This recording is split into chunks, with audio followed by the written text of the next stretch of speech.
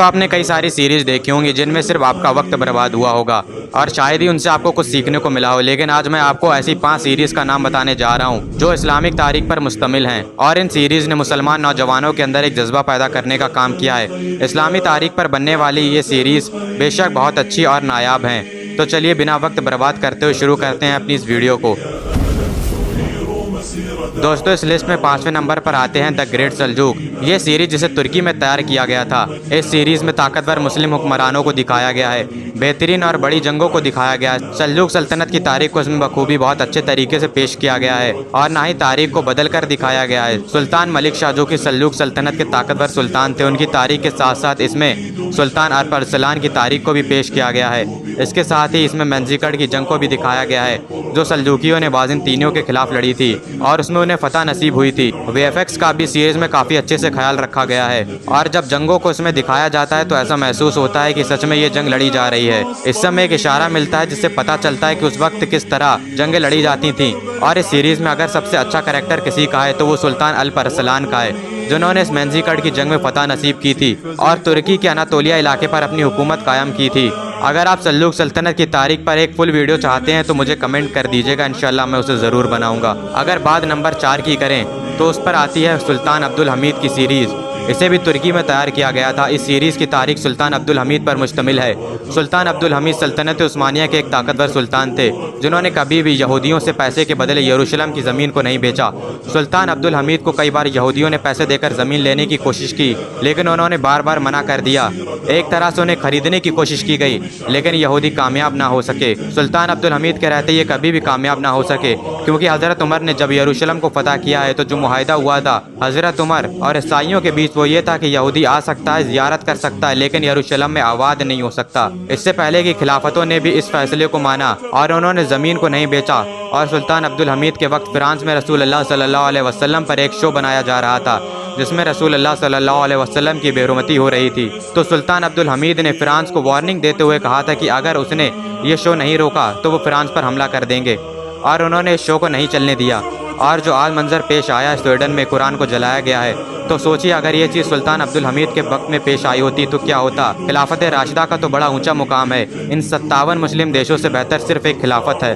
अगर आपको वक्त मिले तो इस सीरीज़ को ज़रूर देखिएगा, आपको इस सीरीज़ के ज़रिए काफ़ी कुछ तारीख के बारे में जानने को मिलेगा। नंबर 3 पर जो सीरियल है उसका नाम है कुरुलुस उस्मान। ये सीरियल अर्तुरुल गाजी के बेटे और सल्तनत उस्मानिया की नींव रखने वाले सुल्तान उस्मान गाजी पर मुश्तमिल है। ये वही उस्मान गाजी हैं जिन्होंने सल्तनत उस्मानिया की नींव रखी थी, जो कि तकरीबन 600 से भी ज़्यादा सालों तक कायम रही और सदियों तक दुनिया की एक सुपर पावर बनी रही। किसी में भी इतनी ताकत नहीं थी कि वह सल्तनत उस्मानिया का सामना कर सकें। उस सल्तनत उस्मानिया की नींव बहादुर जंगजू ने रखी थी।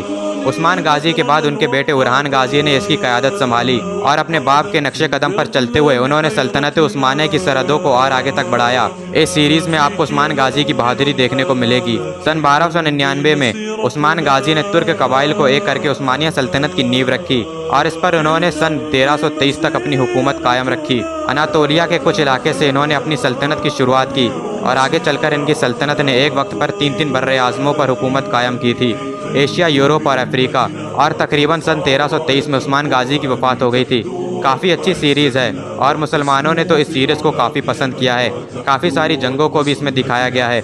मेरी राय में आप इस सीरीज़ को एक बार ज़रूर देखिएगा अगर आपके पास वक्त है, वरना आप चाहें तो आप उस्मान गाजी की तारीख को पढ़ सकते हैं। नंबर 2 की बात करें तो वो सीरीज़ है जो सबके दिलों में बसती है और शायद आप में से ऐसा कोई भी ना हो जिसने इस सीरीज़ का एक भी एपिसोड ना देखा हो, और वो है अर्तुरुल गाजी।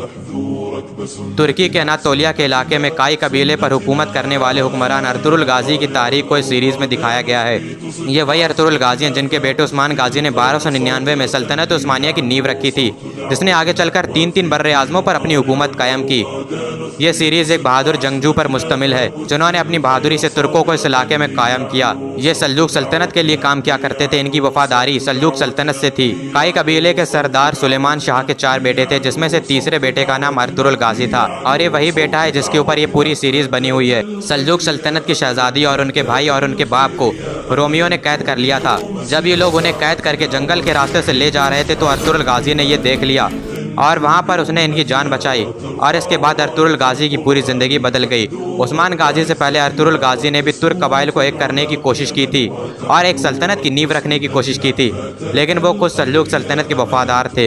इस वजह से वो नींव नहीं रख सके। आगे चलकर इनके बेटे उस्मान ने सल्जूक सल्तनत से अलग होकर सारे कबाइल को मुत्तहिद किया और एक मजबूत सल्तनत की नींव रखी। और अर्तुगरुल गाजी ने मंगोलों के खिलाफ एक बेहद बड़ी बगावत शुरू की थी। नातोलिया के आगे ये मंगोल अर्तुगरुल गाजी के रहते बढ़ ही नहीं पा रहे थे।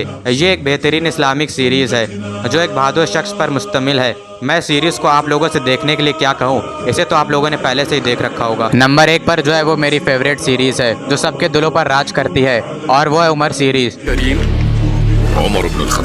जो कि हज़रत उमर की दास्तान के ऊपर बनाई गई है, लेकिन इसमें सहाबाओं के चेहरे को दिखाया गया है। अगर इस चीज़ के साथ आप इसे देख सकते हैं तो बहुत अच्छी बात है। जिन लोगों के बारे में भी मैंने आपको बताया अभी, सल्जूक, उस्मान और अर्तुगरुल गाजी जैसे लोग, वो सब हज़रत उमर से मुतासिर हैं। तो ज़रा सोचिए हज़रत उमर की दास्तान कैसी होगी।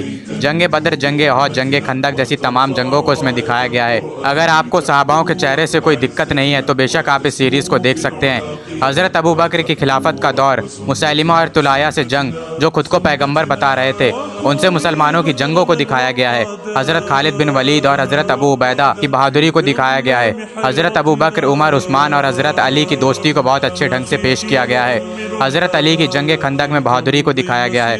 यहाँ तक कि इसके बाद हज़रत उमर ने जब खिलाफत को संभाला है तो वो भी इसमें पेश किया गया है। यरमुक और कासिदिया जैसी जंगें दिखाई गई हैं। हज़रत उमर ने जब यरूशलेम को फतह किया है वो भी दिखाया गया है। कैसे मुसलमानों ने रोम और फारिस की सल्तनत को तबाह करके रख दिया, और मिस्र पर कैसे हज़रत अम्र बिन अलास ने हुकूमत कायम की। हज़रत उमर की अदालत, उनके इंसाफ, हर एक चीज़ को बेहद ही खूबसूरत ढंग से पेश किया गया है। बाकी और सारी सीरीज़ के मुकाबले ये काफ़ी छोटी है। इसमें महज 30 एपिसोड हैं जिन्हें आप चाहें तो एक महीने में भी देख सकते हैं, जिन्हें देखने के बाद आपका वक्त नहीं बर्बाद होगा बल्कि आपको खुद पर फ़ख्र महसूस होगा कि आप किस उम्मत से हैं। खैर, ये वो 5 सीरीज़ हैं जो इस्लामी तारीख पर मुश्तमिल हैं। सबको एक साथ देखना तो मुमकिन नहीं है, इसलिए मैं कहूँगा कि आप सबसे छोटी और शानदार सीरीज़ उमर सीरीज़ को देखना शुरू करें। और इसी के साथ हमारी ये वीडियो भी ख़त्म होती है। उम्मीद करता हूँ ये वीडियो आपको पसंद आई। उसी तरह की और वीडियोस देखने के लिए हमारे चैनल को सब्सक्राइब कर लें। जल्द मुलाकात होगी किसी नई वीडियो में, जब तक के लिए अल्लाह हाफ़िज़।